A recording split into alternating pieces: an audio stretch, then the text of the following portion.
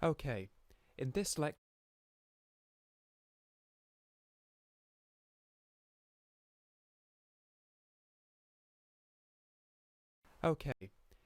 lecture, we're going to bring all of our footage into Resolve. We're going to correctly import our offline reference file because there is a specific way of doing that. And we're going to take a look at a little bit of organization, and then we will import the XML file itself. In the next lecture, we will proceed to proof check it and make sure that it is in fact okay.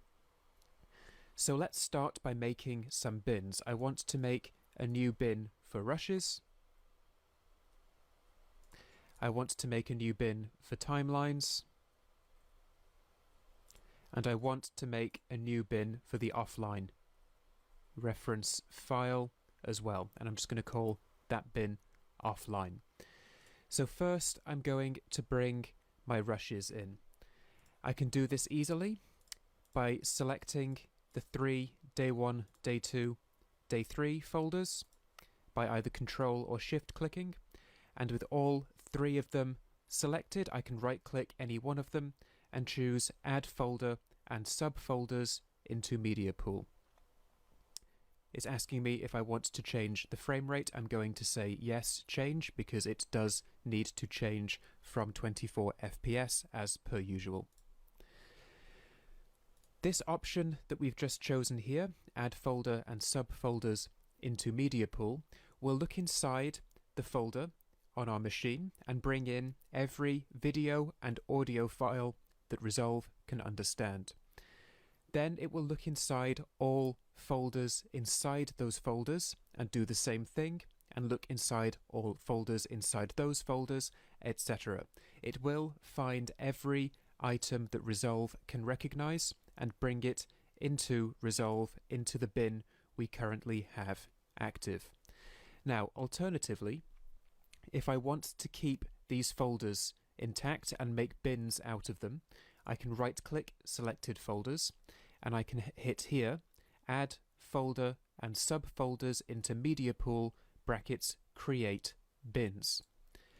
This will then add a bin with the same name as each folder, with the appropriate things contained within. This is a good way to handle larger and more complex projects like feature films and serial length and documentaries and the like. So I generally tend to like doing this. So again, I right-click selected bins and choose Add Folder and Subfolders into Media Pool, brackets, Create Bins. If there are any folders within those folders, they will be made into bins of their own as well, and you can use the bin list on the left-hand side to navigate through all of those. So we now have our rushes in our media pool. We now need to bring our offline reference in, and we can't just bring an offline clip in normally. That's not how it works. I'm going to go to the offline bin, and then I need to find my offline reference clip, which in this case is called demo_offline in block capitals .mp4, and I need to right click this and choose Add as Offline Reference Clip. I need to do that whilst it's still up here. If I bring it down here, too late. So right click, Add as Offline Reference Clip. You will know that this is correct because this little black and white checkerboard will appear on the thumbnail.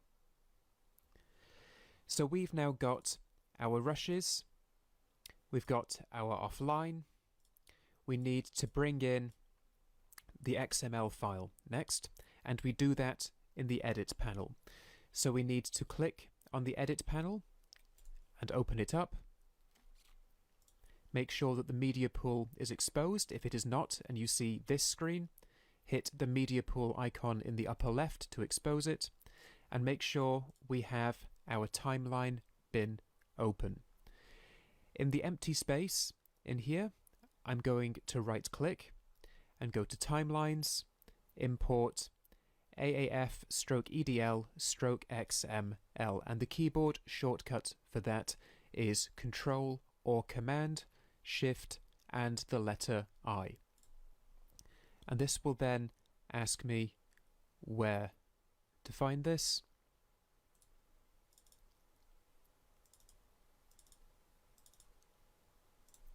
And I just need to navigate to where I keep the XML, select it, and hit Open.